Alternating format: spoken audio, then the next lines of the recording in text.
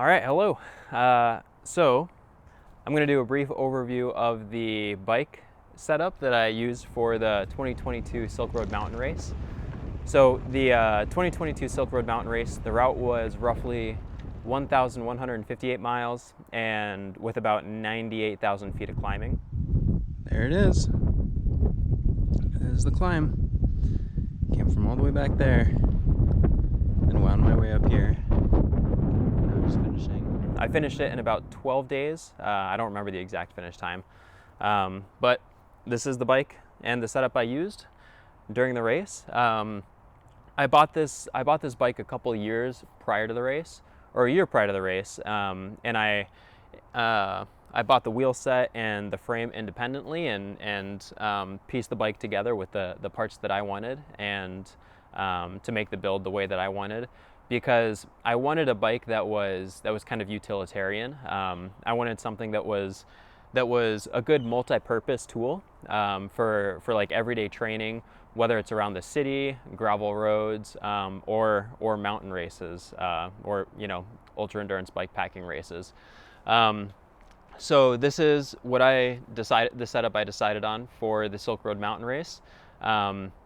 I will say, if I was to build a bike specifically for the Silk Road Mountain Race, or use a bike specifically for it, I would most likely, in hindsight, choose something with some front suspension.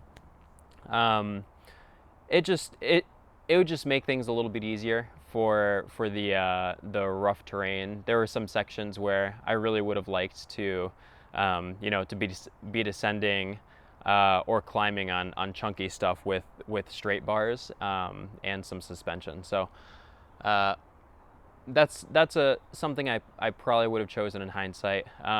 With that being said, I was completely happy with the bike. There's a ton of hike-a-bike during the Silk Road Mountain Race, and having something that was a little bit lighter weight, being fully rigid and lacking the weight of a front suspension, was also kind of helpful, because I had a pretty light kind of like gear setup, and that along with the lighter bike setup, I'd say helped make the hike-a-bike a little bit easier than if I had a slightly heavier setup, obviously.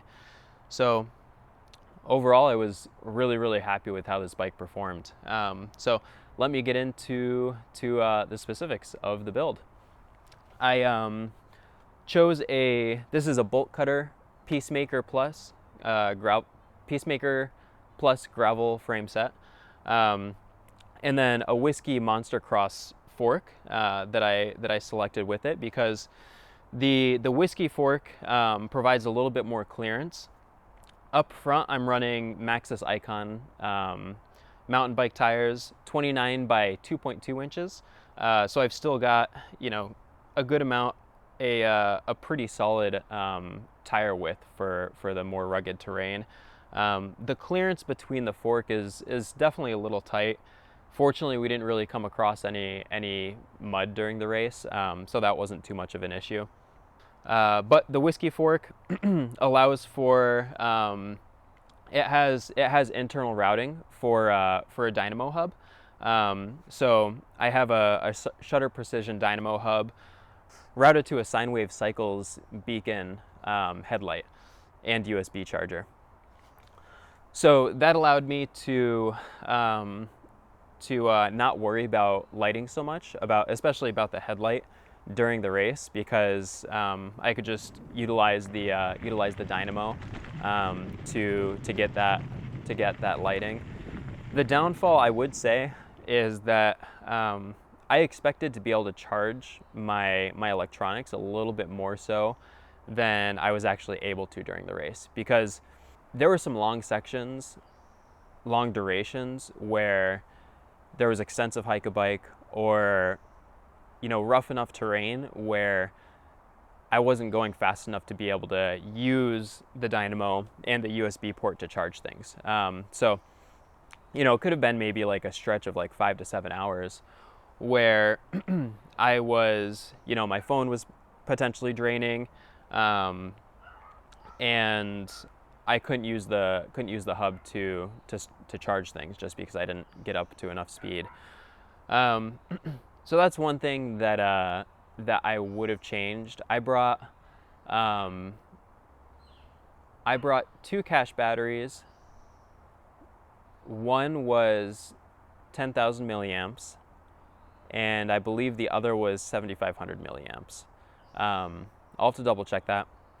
But in hindsight, I would have probably brought about 20,000 milliamps with me of external or extra charging power, so that I wouldn't have to rely as much on the dynamo hub.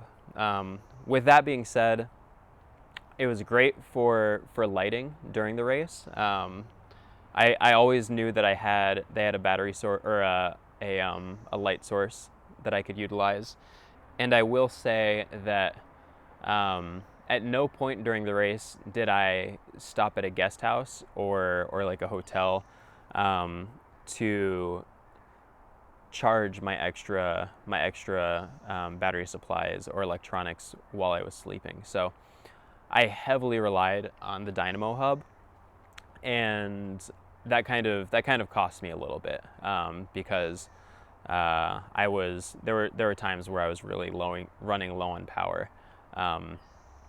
With my navigation, I utilized a Garmin eTrex 30X, which runs on AA batteries, and so that was a good way to kind of step away from relying on this battery source from this power source.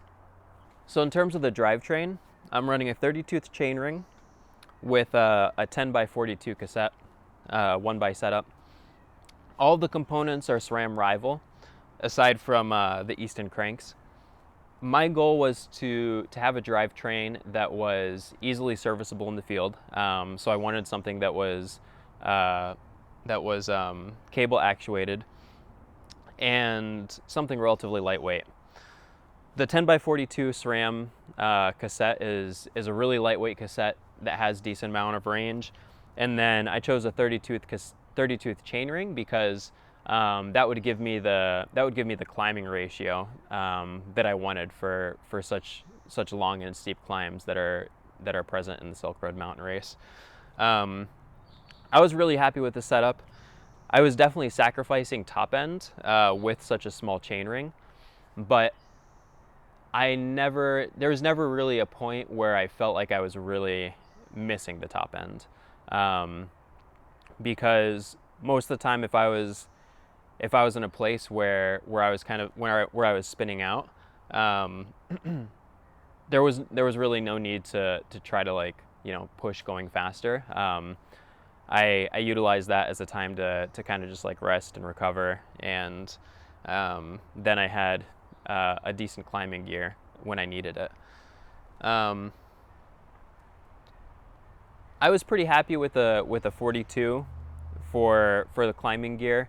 I was kind of considering going with a 46 tooth, but overall, I feel like when it got to the point where it was too steep for a 42 tooth, I don't think a 46 tooth would have really helped me that much, because when things got steep, I was completely fine to get off the bike, walk, and let the legs recover a little bit, get out of that seated position, and just let my body relax, because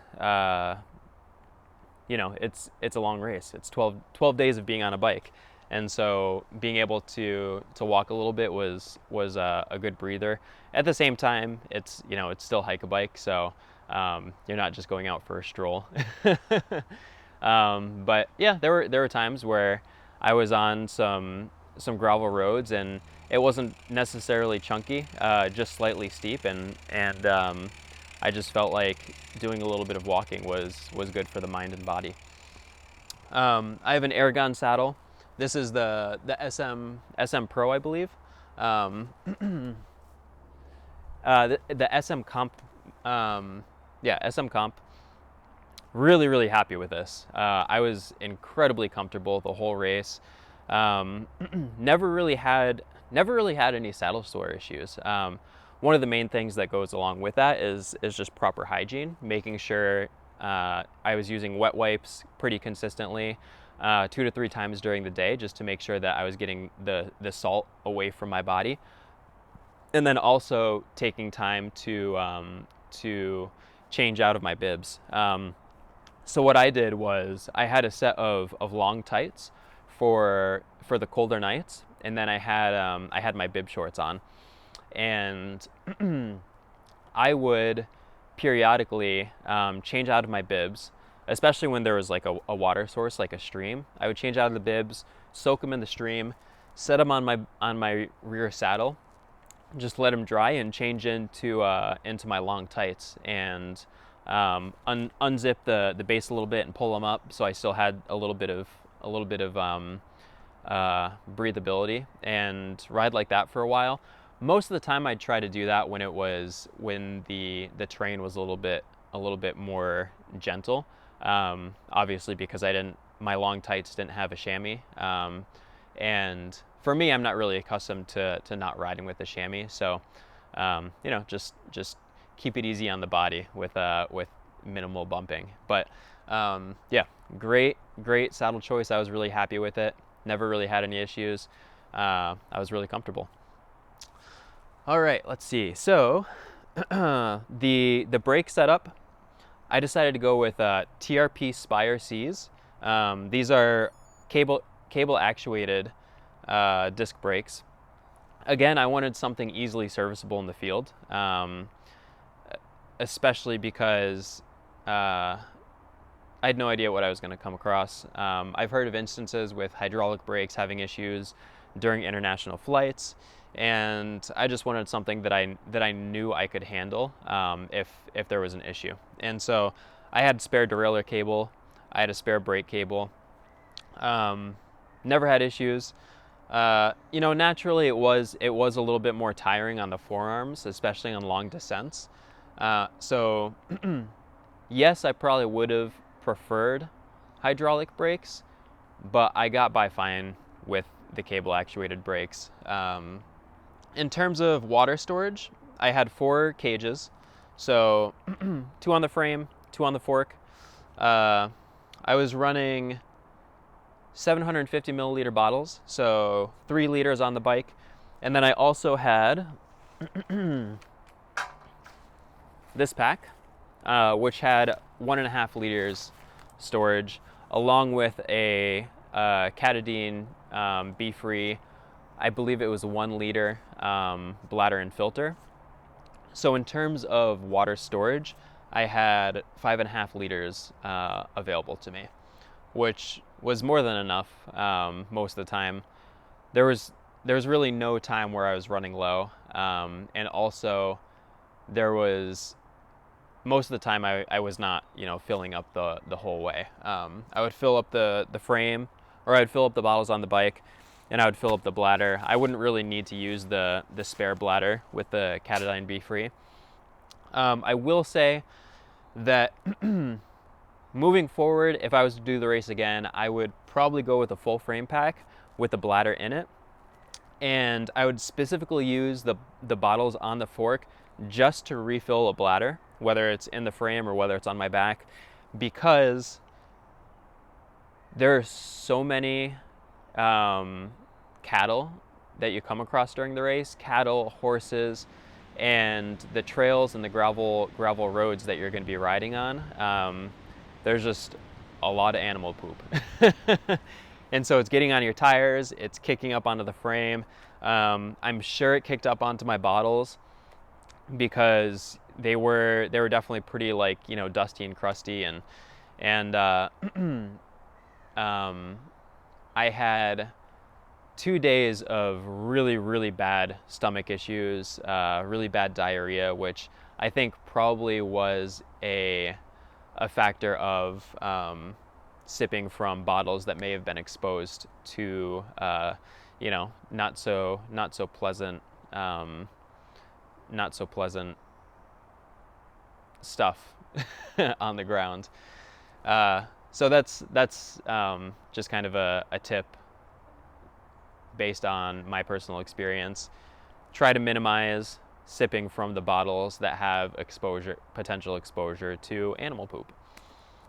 All right, so in terms of with lighting, like I'd mentioned, I used a sine wave beacon for the headlight. That was awesome. When I was on some slower climbs, I did have I believe it was a Night Rider Lumina 750 or 1000, I think, as a backup headlight. So naturally, the dynamo doesn't really provide great light when you're going slowly uphill. It kind of flickers with low power, and so I use that spare headlight as needed if I was going really slow at night. Otherwise, it was just kind of a backup if needed. And then for rear light, I used a what is it? It's just like a cat eye, battery operated. I think it's AAA or AA. I just like going with the battery operated rear lights because they just last super long. I don't want to deal with something else that's USB rechargeable if I don't have to, and batteries were relatively easy to find during the race if I needed to. I don't have it on right now, but I did have 2 rear lights, just in case one was going low and I didn't have spare batteries. I had a backup. In terms of the bag setup, so right down here is a little bottle storage container, which is all of my emergency repair tools that I won't need to use on the fly. So what that means is I've got a Kevlar fiber fixed spoke. I've got the spare derailleur cables, spare bolts and screws, that type of stuff. Things that I'm only going to need if I've got a major mechanical that might take some time. Otherwise, most of my repair gear was right here. Whether it was just some a multi-tool. I did have a little CO2 canister if I needed to refill tubeless real quick. Just any easily or quickly accessible items that I may need to do minor adjustments. I needed to do some pedal adjustments, or actually some cleat adjustments. So just having the multi-tool readily available, really useful for that. So in this bag was most of my repair gear. And the front bag is a lot of electronics. So I had my cache batteries in there. I also brought a film camera with me, so I kept my film camera there, and then I had my my spare film in my bladder bag, and spare batteries, and cables. And in the half frame bag, I had this was mostly utilized for food storage, and a little bit of just miscellaneous items that I might need on the fly. So kind of self-care items. I'd keep wet wipes there. I'd keep sunscreen chapstick, a bandana, UV arm sleeves, things that I needed to be readily accessible without having to worry about digging through a saddle pack just to make a quick clothing change or protection. And in the front, I had a closed cell foam mat for sleeping, and then a custom made dry bag for my sleeping bag and my bivy. And then I have a Oveja Negra small front pack, which was for some cold gear. So cold gear and rain gear. So I had waterproof jacket readily available, gloves, hat. I'd store my sunglasses there if I didn't need them. So again, just items that I needed readily available to make a quick change without having to dive into the saddlebag. And then with the saddlebag, I had 2 spare tubes at the base, and then all of the rest of my clothing. So puffy jacket. I had my medical gear, or like first aid gear, in the saddlebag. I had rain pants. I had a a fleece hoodie in the saddlebag, and let's see, extra food storage. If I was going to have a long stretch without much resupply, then I would just pack up the frame pack and then throw any excess I needed in the saddlebag. For the wheel setup, I was on Hi-Fi Hootenanny 29 plus. These things were bomb-proof, or are bomb-proof.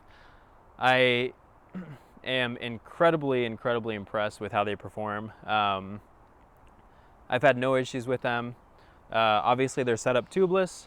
I've got brass nipples, which are a little bit add a little bit more weight, but a little bit more durable.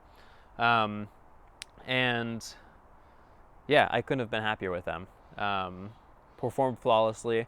I never really had a concern with them, and never had a concern with the whole wheel setup as a whole. Kind of the final touches. Two big things I did for comfort, as most people do for ultras. I'm just riding the bike for fun now, so I don't need my aero bars. I took them off, but I have Profile Design T3 Plus aero bars. Really great for just another position. Get the weight off the body, kind of relax on the forearms, get the weight off the wrists. So this was good for another comfort position and also additional mounting. On the cockpit, I had my Garmin eTrex 30X, and then an SP mount for my phone, so I could just click my phone in and out. And then on this side, I mounted my my backup headlight. So naturally, I just had that set there. And then one last thing was my handlebars. Right here on the drops, I put a closed cell foam grip on the drops and then wrapped around it, because it just added a lot more cushion and made the descents a lot more comfortable. Just being able to have that cushion where I'm not jarring against the metal handlebar as much, especially because for long ultras, getting pressure right around here will compress your ulnar nerve, and a lot of the times that's what causes the like numbness that you'll get within these two fingers. So I was trying to mitigate the pressure on the ulnar nerve as much as possible. I think it did help. I still had some numbness, but I was just a lot happier with this setup than not having that extra cushion. One other thing, with the aero bars, I opted for 20 millimeter risers, just so that they were a little bit higher, so I wasn't leaning over as much. I've got my stem angled up. I've got my handlebars angled up a little bit. So my riding position is relatively upright. It's not terribly aerodynamic. But for these longer races where you're riding close to 12 hours, comfort is priority. Getting in the aero bars, I'm still pretty aero, but that is, for me, that's second to comfort. So yeah, the position setup is definitely for optimal comfort. Oh, one thing I touched on was, so the tires up front are 2.2, and then in the rear are 2.1 Maxxis Icons. 2.1 is the max that the rear can handle, but definitely more than enough. I was really happy with it. For the Maxxis Icons, never had an issue. No flats, no slow leakages. I think I may have had to add a little pressure once throughout the race, but yeah, never had any issues. I had no mechanicals during the race. The bike performed flawlessly. The only maintenance I had to do was a quick cleat position adjustment, and then just periodic cleaning of the drivetrain. So I'm really happy with the decision of using this bike, and yeah, highly recommended. Going fully rigid drop bar is, it may not be the most comfortable for certain sections of the race, but for the majority, I will say it performed more than capably. All right.